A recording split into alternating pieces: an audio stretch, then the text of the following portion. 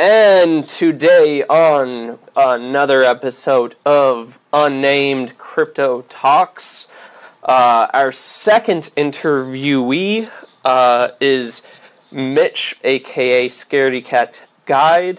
Welcome, ScaredyCatGuide. It's great to have you on the show. It's truly an honor.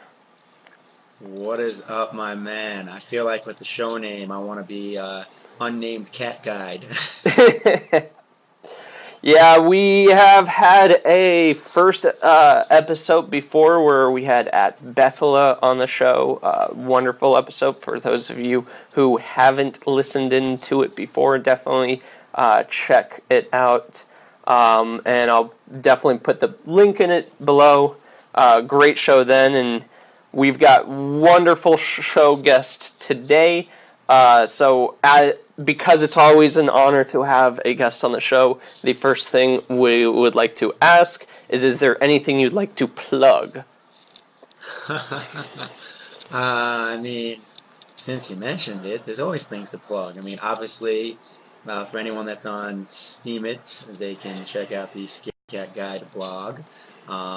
There's also the ScaredyCatGuide website that has both real estate investing information and cryptocurrency info. So if you're looking to learn the basics and interested in either of those things, there is a ton of information out there. And really, you just got to mine through it and you can learn all you can. If you want to be lazy and get it in one package, then you're welcome to purchase any of the products I got on there. I got a real estate investing book, and then also That's one I was going to mention specifically. I just recently bought it, and I've been flipping through it. I absolutely love the real estate. I can vouch on towards it. It is worth the purchase. I absolutely think that you do an incredible job in the research and in the explanations. You make things that typically would be complex into very simple for people to understand, and I think it's a great tool for any intro level or anyone that even just wants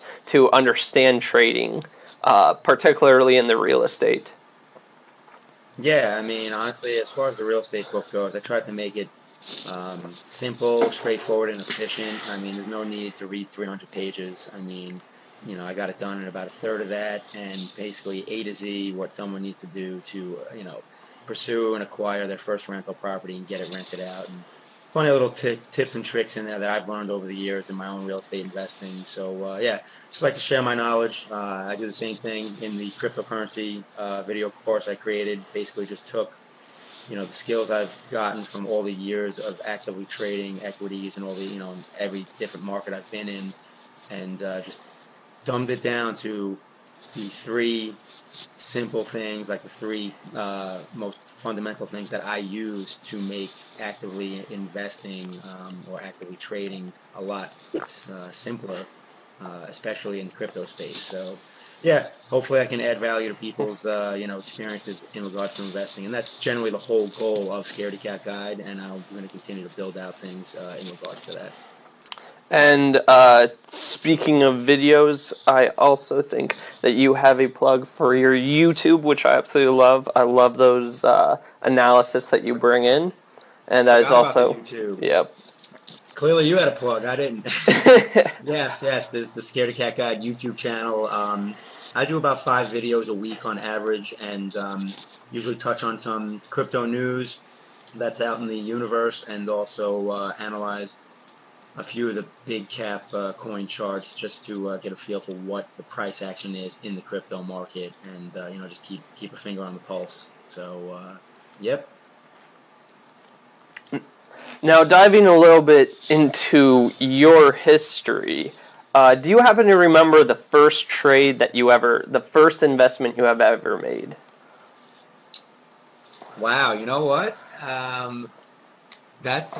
You actually have me thinking here, because I do, but I never even thought of it that way. So I'm trying to make sure, because that was ever the first stock that I bought. But I'm pretty sure it was. I was a junior in college, and this is basically during the internet boom / bubble, and I bought 100 shares of Atmel, which I believe still in business, so maybe they got acquired. I don't know. I haven't looked in a while, but it was a semiconductor company, and I bought it for I believe $15 a share because I remember spending about 1,500, which at the time was a lot of money for a college kid, and yeah, proceeded to watch that thing triple in about 6 months, and then we all know what happened when the dot-com bubble burst.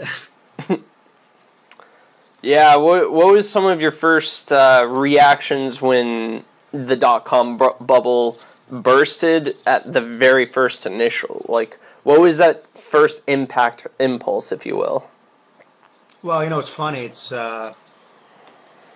exactly what I use to my advantage now in that, um, and that's what kind of you use charts for is charts track price action, but also they track emotion in a way because I can see moves and I can literally think and feel what the reactions are of the masses, based on those moves, and that's why they happen. So again, I'm a total newbie back then. I'm a college kid, and I buy the stock. It skyrockets for me. Then I think it was around March 2000 we saw the first kind of cracks in the bubble. So we got that first hard sell-off that spring, I think it was, and I had the reaction that everyone else had. Oh my God, what just happened? And then you start to bounce, and you bounce hard, and then you're like, oh, we're good.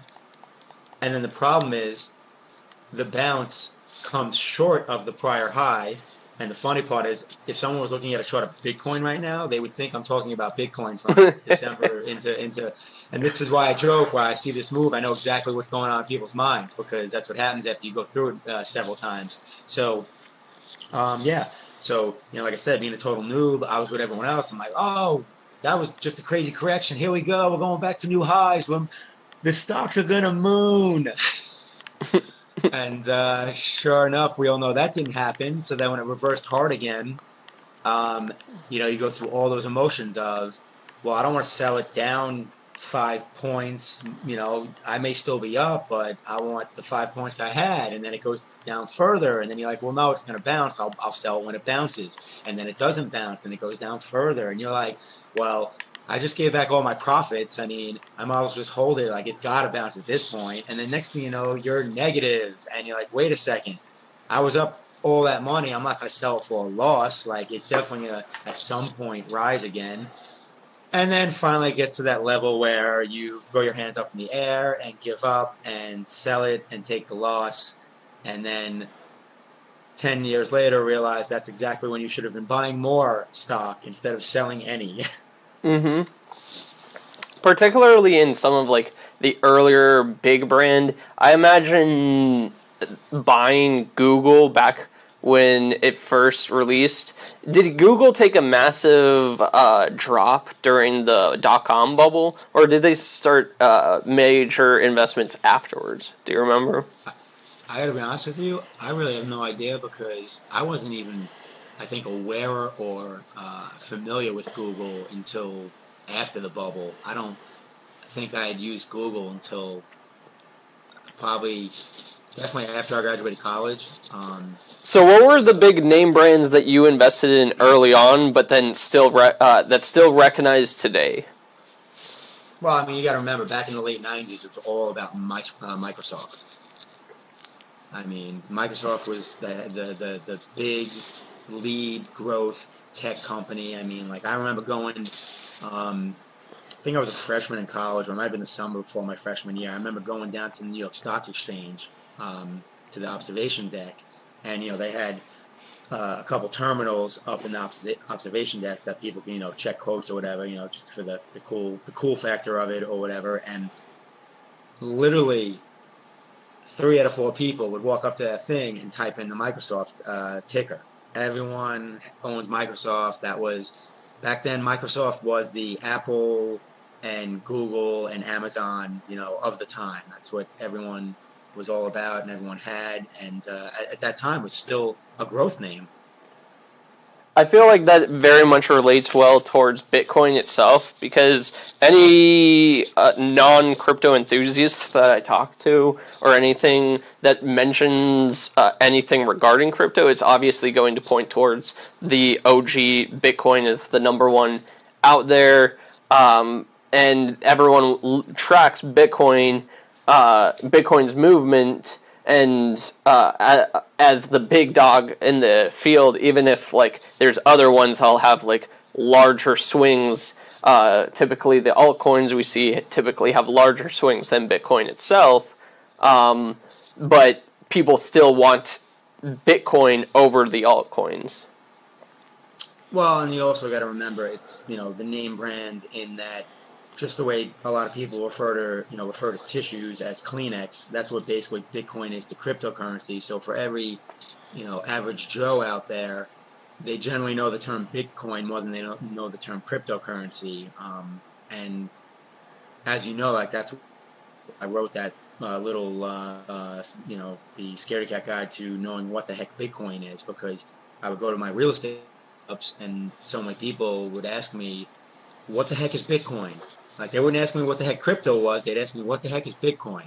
So it'll be interesting to see how that transitions over the years, if it stays uniform or if they kind of diverge in terms of just the name use. We're still going to say Bitcoin when they mean cryptocurrency as the years go on. Well, I mean, to perhaps to draw more comparisons towards to the big .com names, Bitcoin is associated to Microsoft, whereas in a few more years you're going to see larger names that are the current top 10, if you will, but those that will grow stronger. So looking at like names like Ethereum and EOS definitely growing to be more household names, or these smaller projects on the list that has strong potentials. Maybe those will be the next Google, the next Netflix, the next the next Facebook. All of those kinds of stocks or companies on crypto that would be worth investing in, that becomes more popular than Bitcoin/Microsoft itself. Yeah, and it's funny too, because as you mentioned that, it makes me think of kind of just how I've diversified amongst cryptos and how I usually suggest it to people, because I think just like the .com bubble, what's going to happen is everyone and their brother had made an ICO in 2017. And just like everyone and their brother, that had a .com company in 1999, basically was able to get an IPO. And, to make the numbers easy, for every 100, .com companies there were, maybe 10 of them still exist, probably less. And out of those 10, 2 or 3 actually are the Apples and the Amazons. So I think the same thing's going to hold true with crypto. I think a lot of these altcoins are going to end up just being either novelties or just nothing altogether. Essentially like the pets.com of the internet that is going to disappear. And then you're going to have your handful of alts that become the Netflix and stuff like that. So I always joke around and just say, kind of place your bets in a few different places. But that being said, and I think it both further enforces it, but also adds a little bit of extra caution. If you take a look at CoinMarketCap, they have like the snapshot of every single of the entire time of like the entire history of almost all the projects. And if you look at the top 10 coins for the past several years going backwards, you'll notice that different coins have gone up and been in the top 10, but then just vanished a year, 2, 3 years later. Oh, yeah. So it's important to understand that amongst that risk, that idea of like 1 out of 100 might pop and be great and be the next big long-term investment. or versus ones that will fail. And I think that's very reflective of what has happened in the past in crypto and what might and probably will happen in the future. So, like, taking your experience from that, what would you say is best to look out for when you're looking at different crypto projects or different things in your diversification? Oh man, that's like a can of worms. I mean, obviously, the investment aspect of it in regards to just looking at, technical analysis and price charts, and then obviously there's the fundamental side of in terms of what the crypto project is, um, and what use case it has, if any.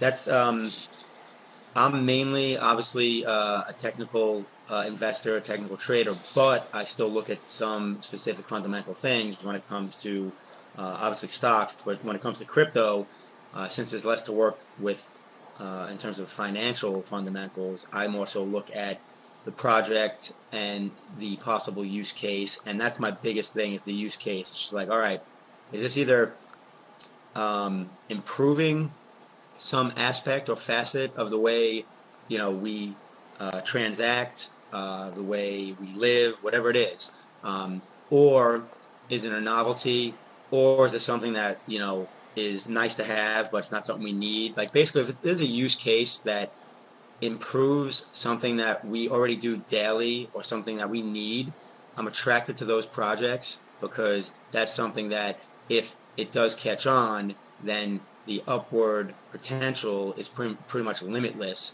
because it essentially can become just a part of our society on a whole. So I like those projects. On the flip side, I'll give a look at the total coins, the coin supply. Like for instance, I'm really not a fan of something like Ripple with the amount of coin supply they have out there. I just feel like the potential for the price of that coin to appreciate, it just takes so much more due to that huge supply that I'd rather find something else that has more of a reasonable supply and not so much something that is low float, but something at least doesn't take I don't know, a mania to push the coin up, whether it's even if it's doing well. So it's those are a couple things I keep an eye on in regards to, I guess, the quote unquote fundamental side. But then after that, I make my decisions just based off the technical charts and pricing, and generally look for opportunities where there's low risk reward. I can give the most basic example right now is if you look at a chart of Bitcoin, and let's say you're someone that let's say it's a family member, friend, whatever, and like, oh man, I should have gotten to Bitcoin when you told me, a year ago, blah, blah, blah. Well, guess what? If you didn't get into it, good for you, because that means you didn't buy up at 19, 20K. And if you still want to get into it and hold it for the long term, well, right now, you're getting a great risk reward on your money because it's at about 6,500, and your upside, technically, is 20K, and your downside, well, is max 6,500. So your risk reward scenario right there is actually very good. And I always tell people you want to look for situations where you have better than 2 to 1. And that's really how I manage risk. I just look for scenarios where my profit potential against my loss potential is 2 to 1 or better. And the higher that ratio, the better.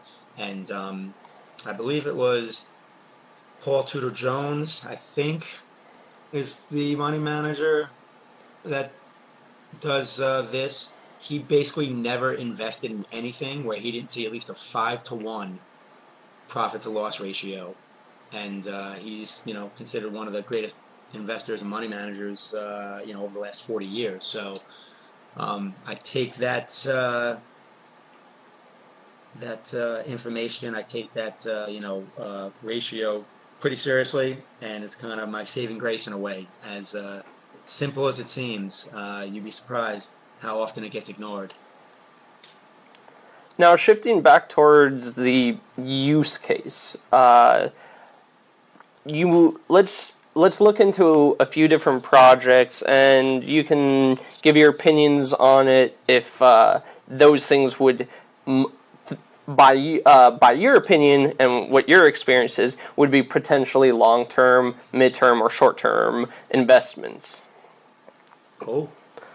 So the first one, I think, which I am extremely excited about, is I hope I pronounced it correctly. Yair. It's YAIR. It stands for Your Art is Reality, and this is a project that's being launched on the EOS mainnet, and it's going to airdrop on those people that have already gotten their EOS, and so. From the Genesis snapshot. So if you've already gotten your EOS and it's in a registered wallet, then you'll be able to get an airdrop of a ratio of 1 to 2. So for every 1 EOS, or for every 2 EOS you were holding, you'll get 1 year token. And the project as a whole really excites me because it's sort of taking an idea that has been experimented on before on smaller projects before with encapsulating art on a digital blockchain so that you can have the valid, so you can have it, ensure that it's valid on the origin, make sure that it's not copied, so it's unique, and so it's being able to validate the amount, the authenticity of the art. And so this is going to take that and just raise the game by adding in virtual reality and augmented reality. So,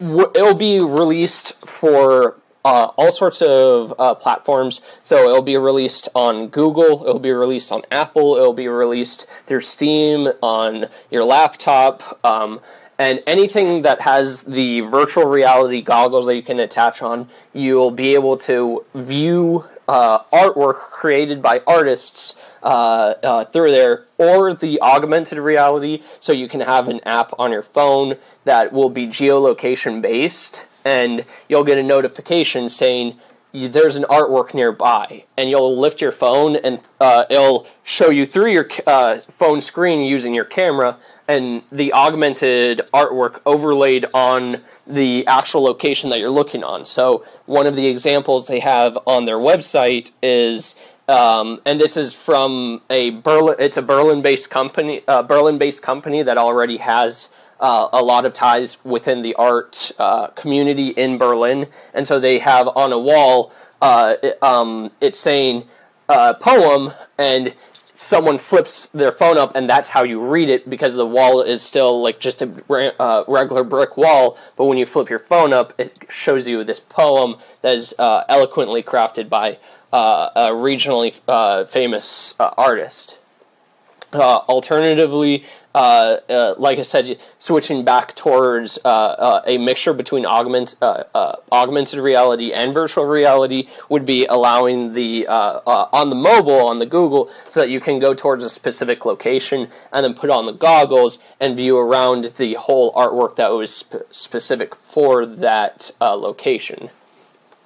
But what really excites me most about it is the technicals inside of it, the technicals behind it, which I think the white paper explains it quite well, and I really like it. And what happens is you essentially have, though it's all the same token, a year token, you have 2 forms of the token. One is unbranded and the other is branded.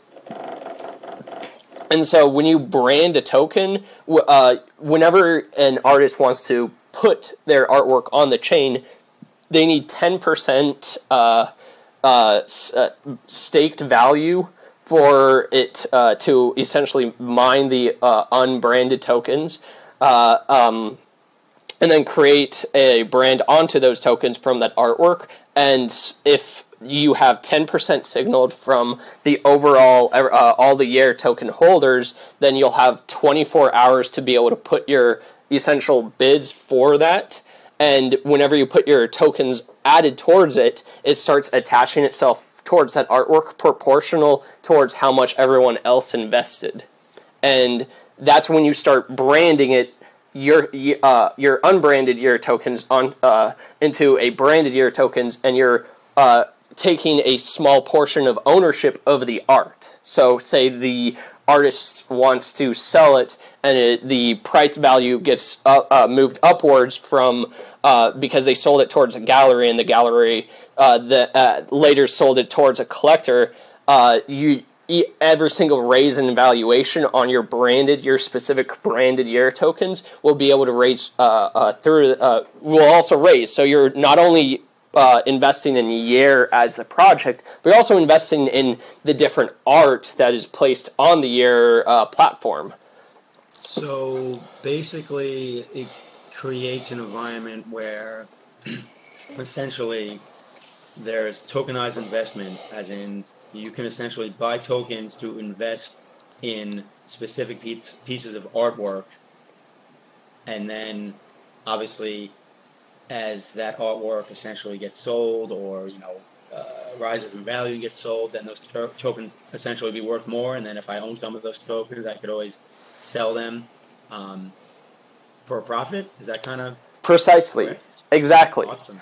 Now here's what adds an interesting layer towards it as well, is they also allow you to rebrand your year tokens. So say you have one artwork that you already had branded, and then another artist comes forth and promotes an artwork that you think is interesting. You can unbrand from that one artwork and rebrand it towards another artwork. Oh, that's pretty crazy.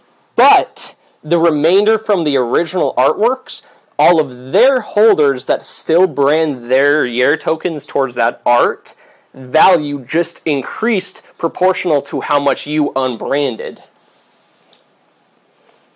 So you have to choose wisely between which art you really think is valuable and would be highly valued by galleries and just collectors and such. I think it's cool that basically, in a way, and it needs it. And there's so many industries in the world that essentially could benefit just from blockchain technology, and the art world is certainly one of them. So I mean, how often do you see? It's almost like you can crowd share, crowd fund the purchase of a piece of art, because now you have multiple owners, as opposed to usually it's just a single buyer, and art for the most part is a rich man's game, so to speak. And now not only can someone buy a piece of an expensive piece of art, but also it's clean tracking, like it's on the blockchain, so the history. It's instead of like authentication or like a seal of authenticity, all that stuff, like it's on the blockchain, and it's going to take out, because I mean the bottom line is, like the fine art world, there's plenty of corruption. I mean, this TV show is based on it, and the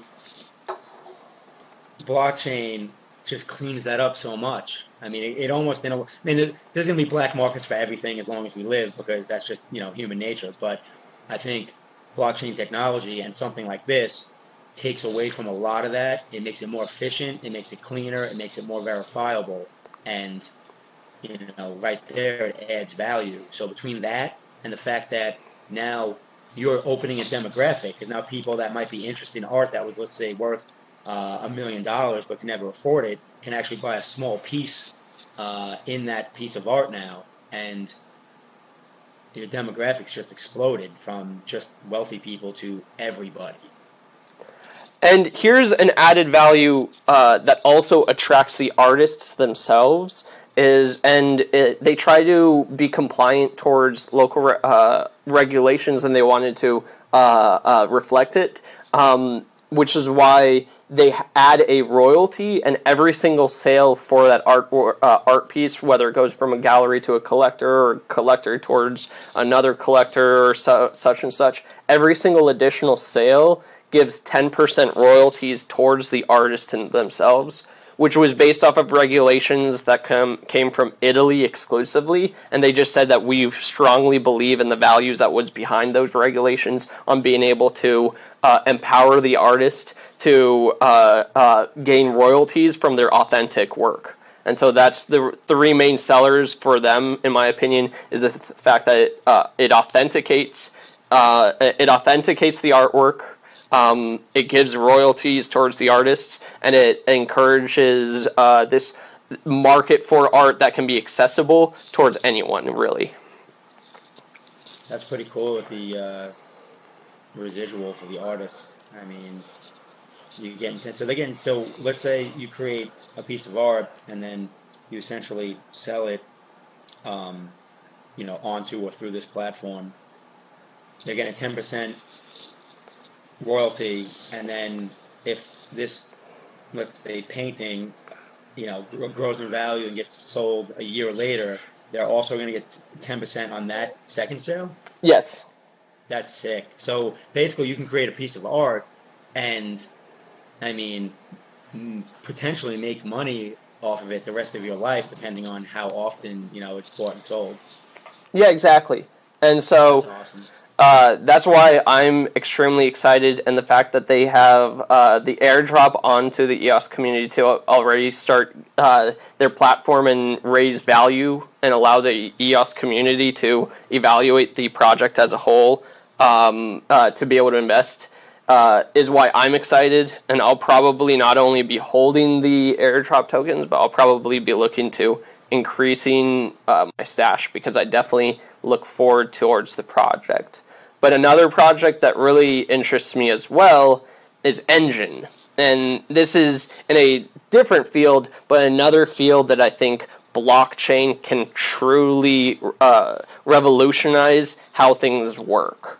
And Engine is in the gaming. And I think in general, gaming communities understand crypto a lot easier. I think it's a lot easier for the adoption for gaming communities than it is for other communities, because people within the gaming communities already understand electronic currencies based off of the games that they're already playing and whatnot. They understand how markets work. They understand, from RuneScape that you want to buy something and then later find out that the free market made it a little bit valuable, so that suddenly the sword that you bought is 4 times more valuable and you want to sell that. They understand these values, and that's why Engine specifically pops out. And so what Engine does, and they've already made something successful on Minecraft, and right now they're working on and released their trailer during E3, which is the biggest gaming convention I think their attendance had 60,000 this year. So they were able to show off a trailer towards the game towards 60,000 people, and it's War of Crypto, and it's sort of this 3D 3D dragon kind of game. I haven't been able to look into it heavily because they're still developing it, but what they've worked on the Minecraft side is they attach the items in Minecraft towards a value of Engine, and so whenever you're playing your Minecraft, you can say dig up a stone or dig up a gold, and then that gold is valued at hypothetically 5 Engine. And you can, if you dig up 10 gold, you can sell those for engines, and then buy a different item that is valued higher. So it allows you to either A, try and trade items for higher level items, or B, just sell it directly on exchanges, so that all of your gaming items in the games, that is anything valuable that you would go throughout the game, could then be sold, and you'd be able to make money off of simply just playing games. I think that's a really good demographic for essentially any company to go after in regards to crypto. Like you said, the crypto and gaming communities are like a match made in heaven, because as you said, they already gamers already kind of understand it. Crypto doesn't scare them; they embrace it, and um, we've seen in gaming over the years it be monetized in several different ways. So doing that with crypto makes complete sense, and in a way streamlines it. So it's just a matter of, and I'm sure Engine's not the only crypto doing it, but it's just a matter of, which one either A, just ends up picking up momentum and becomes the crypto of gamer's choice, or B is attached to, the right game or games. So I think it's pretty cool. Yeah. And then the final thing that I also am really excited about regarding crypto developments, and it's less investments, but more towards, unless if you're invested heavily in EOS, the block producers, one block producer that I wanted to discuss a little bit about and see what your opinions on is EOS Tribe. And this is a US-based block producer, which is really nice since from what I've seen, a lot of block producers are, overseas, and so it's nice to see, a US based one. They've got two servers, one in Wyoming, one in Utah, but the amount of projects that they want to roll out is going to be exciting. So just small projects they're trying to develop some wallets for EOS and whatnot to make EOS easier. But the big one that they're rolling out is Shintai, which is a leasing, so that you could be able to lease your EOS, and this is important for those that understand how EOS works for bandwidth. You'll see a lot of projects on EOS that'll want more EOS tokens so that they can gain more bandwidth to support their dApps. So Shintai will be able to link any regular token holders with those projects and be able to lease those tokens towards them. That's pretty cool, because me, I'm all about creating passive income wherever I can. So I mean, if I can lease out my tokens and make some coin off of that, is that pretty much how it works? Yeah, exactly. That is awesome. I'm so doing that. And another thing that they, and a reason why they want to launch themselves forward as a superior block producer is Project GIA. I don't want to botch the name. I'm going to assume GIA, Project GIA, and they have dedicated $40,000 towards trying to launch a satellite into space that'll be running a backup node for EOS. Just in case, apocalypse happens and when you create EOS and... That is crazy. Yeah, so that'll be exciting. I'm looking forward towards the development of that, and that's why I've already voted them as block producer, and I definitely hope that others do. I definitely would look into them overall. Their project, their team as a whole is exciting. They're very qualified, and I'm looking forward towards all that.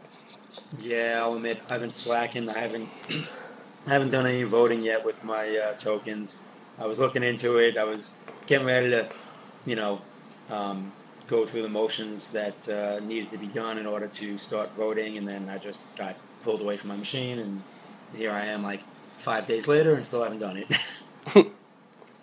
So, but that's good to know though, because obviously I had a couple block producers in mind, so now I can add these to the list. Yeah, and so I think we can wrap this up quite well with a return towards plugs. Again, it's always an honor to have people on here, an honor to talk to people and see their stories. It's interesting to see, as we've discussed, your experience. It's nice to have that refreshing perspective on to be able to show that towards other users and our listeners. And so, is there anything you want to replug again or plug that you've forgotten? I mean, honestly, what's funny is that when we were kind of plugging some stuff earlier, my afterthought was, man, I do too much stuff. I need to slow down and chill. I got like 6 different things going on. But yeah, no, that's it. Like I said, I mean, I like sharing what I call wisdom. A lot of people, and I love a compliment when I get it. A lot of people consider me to be intelligent, and I tell them, I'm like, there's a vast difference between being intelligent and having wisdom. I was just like, I have learned from a lot of the experiences through my life, and that is what wisdom is, and that is also something that's become a bit of a lost art because there's a lot of new money and 23-year-old tech billionaires, and it's like, listen, they're very intelligent people, but there is still value in wisdom, and that's something, sadly, that you generally need some time to acquire. So, yeah, hopefully, the wisdom I have to share, people can leverage, like I said, through my website, through the books, the videos, all that, and they're welcome to. They're on Discord. They're welcome to jump on the PAL network and listen to my Music and Money radio show Tuesdays at 4 p.m. Eastern. Awesome. And also be sure to follow on SteemIt and YouTube, ScaredyCatGuide for both of them. Heck yeah. I appreciate you having me on, man. It was awesome. Absolutely. So I hope you guys all have a good one. Until next time.